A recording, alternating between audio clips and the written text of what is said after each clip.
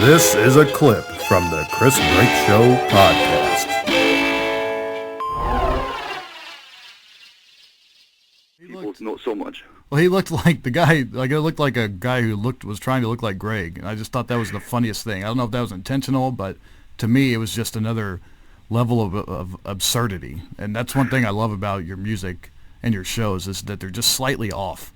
And that just... Oh, well, I take you mean as a compliment. I certainly take it that way. And, some of those things just happen on their own. It was not something that was really intended. I remember even asking Blakey boy, the bass player I think you're talking about, and he didn't even really realize how he had looked like like Gregg. And there's even photos of them together, and I was like, wow, I guess they do kind of look the same. And Gregg thought it was cool too. So some of those things just happen on their own, I guess. I got a question. Another thing with people looking the same. I saw this incredible show. I believe you were in Tokyo that you played. It was just a beautiful production video. It was edited. I think it still had the timestamp on it. Maybe it looked like a leaked thing. Oh, yes. I saw that on YouTube. I think some of those have been taken down. Yeah, I can't find it anymore. I would love to see that. Is that ever going to be released as anything? Well, I know we have the video. I haven't watched it in a long time. We have it somewhere. I think my manager has it. And it is a really great video except for the timestamp, which, you wish that kind of wasn't on there. But in terms of the shots they got, it was the actual live arena, big screen that they were projecting there at the show.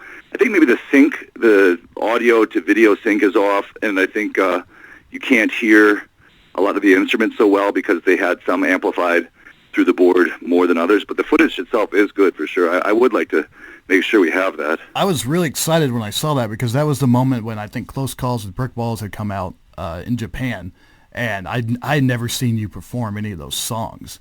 So just to see you performing those songs on stage was just really exciting to me. And I loved you, and I can't remember who you were doing it with. It might have been Sherry, but you were doing a call and response kind of John and Yoko thing, just noise on stage that was fucking awesome. And then you had a guy who looked like you but wearing all black, and you did the dueling pianos. And that was just I just love the level of performance art that I get away from it. It's everything is always changing. Anytime I've seen you, it's never been the same show. And I just... Oh, well, I'm glad you're enjoying it. I'm, trying to just have some excitement going on and have some, obviously some fun. And that was fun to play a lot of those songs. We played a bunch of shows where we played just about every song from that third album, Close Calls with Brick Walls. And we also had all these sort of transition pieces that we wrote just for the show, these classical renditions of certain songs, and it was the hardest we ever worked on putting together a show. So I appreciate you seeing it. Yeah, I would love to see a release of that, a formal release. Yeah, even if we just put it up on the computer, that would be nice. Yeah, that'd be great. And then when I saw you at Lobsterfest, and you came out, that was the first time I saw you play with just a piano. And that backing track. Oh, yeah. That's it was in Ohio. What town? Athens. Oh, Athens. Athens. Oh, Georgia? Oh, man. I thought Lobsterfest was in I thought it was Ohio. Athens, Ohio. Okay, Athens, Ohio. That makes sense, yeah. Because my mom came to that show, too, and that's because she lives in Michigan, so it's easy for her wasn't that far of a drive. In fact, I think she drove me from Michigan to that show. Yeah, I think you might have announced that on stage. Yeah, I don't remember. I remember some things about the show, but I don't remember exactly what I played. It was pretty good. I remember the crowd. It was a free show, which was amazing. And I remember the crowd getting a little disturbed because you were just jamming at the beginning, and you weren't playing. You weren't playing party hard. So I remember them getting a little upset, but you calmed them down.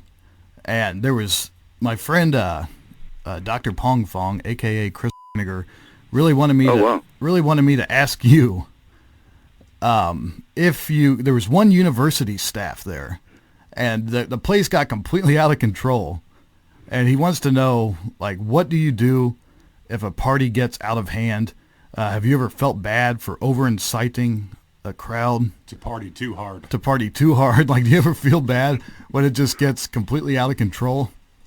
Well, I don't know that I would feel bad. I mean, if someone gets hurt, then certainly you don't feel good about that because that's never the goal. But chaotic situations have a way of having sort of taking over themselves, where it's almost inappropriate to say any one person is responsible. It's sort of the phenomenon of the chaos becomes its own entity, its own mind, and you just get sucked along with it. I mean, there's definitely been times when I have incited people to do stuff or throw things, and that's been its own interesting, very memorable experience for me, and hopefully for other people too. I mean, every show counts in its own way.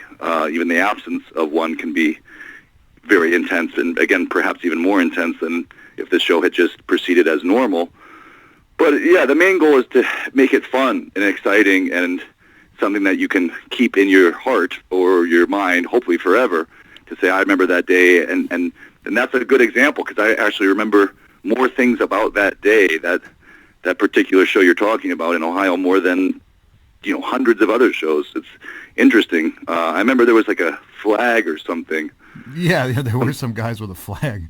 Yeah, I remember that quite clearly. The American flag. I think the whole field went into some sort of crazy USA chant that I found. For some reason, I found that a little disturbing. I don't know why.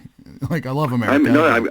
You're right. I remember that. I remember the dressing room from that show. I remember walking through the parking lot after the show. There was a tension in the air, and it wasn't a bad tension. It wasn't anger. It was just a palpable energy that was just surging through the whole place. Yeah, and again, those are things that I don't think anyone can take responsibility for. It's a team effort, for better or worse. Hopefully for better.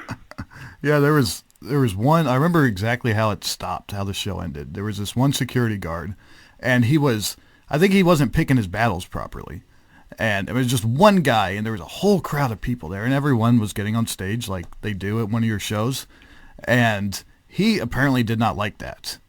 So he was trying to get people off the stage, and he's pissing them. From the Chris Brake Show podcast.